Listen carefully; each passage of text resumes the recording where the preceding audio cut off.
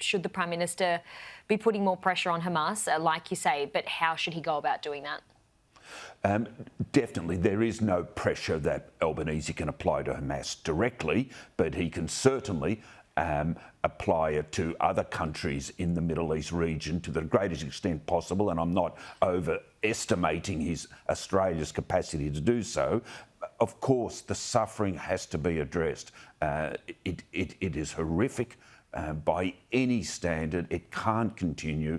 There should be more engagement with Israel, but the megaphone diplomacy won't work with Israel. Absolutely.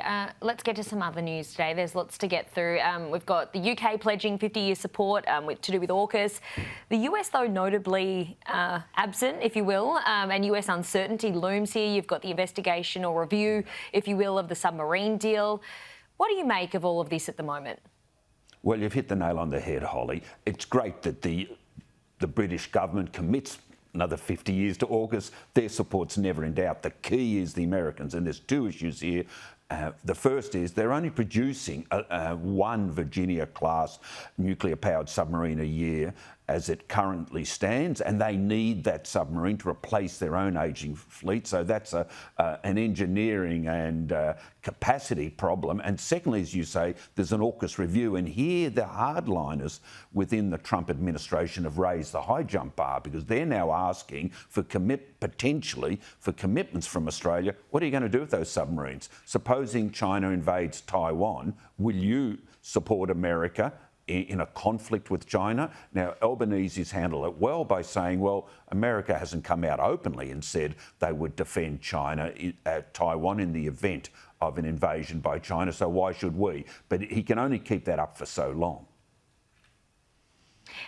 If that was the case, how do you anticipate the US would expect Australia to respond in that kind of situation?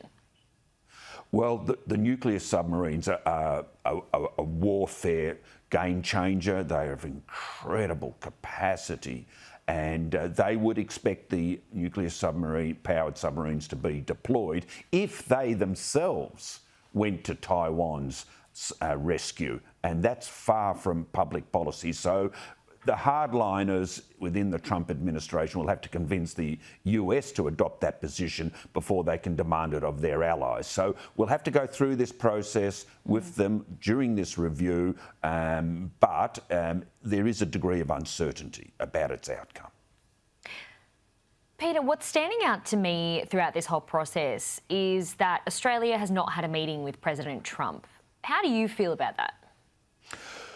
Well, it's Albanese that doesn't want the meeting with Trump for a couple of reasons. The first is he doesn't want the ritual humiliation of the Oval Office meeting between Trump and foreign leaders until issues like the tariffs are resolved and the AUKUS review is completed. But there's one other, and it looks as if we might be doing well on the tariffs. We might get away with the universal 10% instead of the punitive 15 and 25% that Trump's imposing even on allies like Japan and Korea.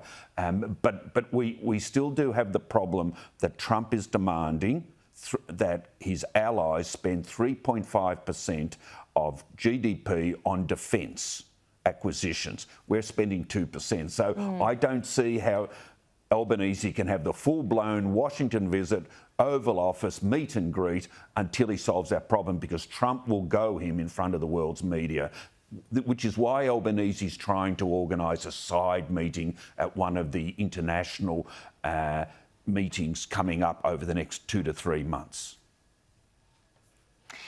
Peter, we have run out of time, but I wanted you just to give us a couple of words to summarise the first week of Parliament. We had the formalities, of course. We had Susan Lee, her first sitting week. Then we had Barnaby Joyce and Michael McCormack teaming up, an unlikely alliance. Just a couple of words to finish us off.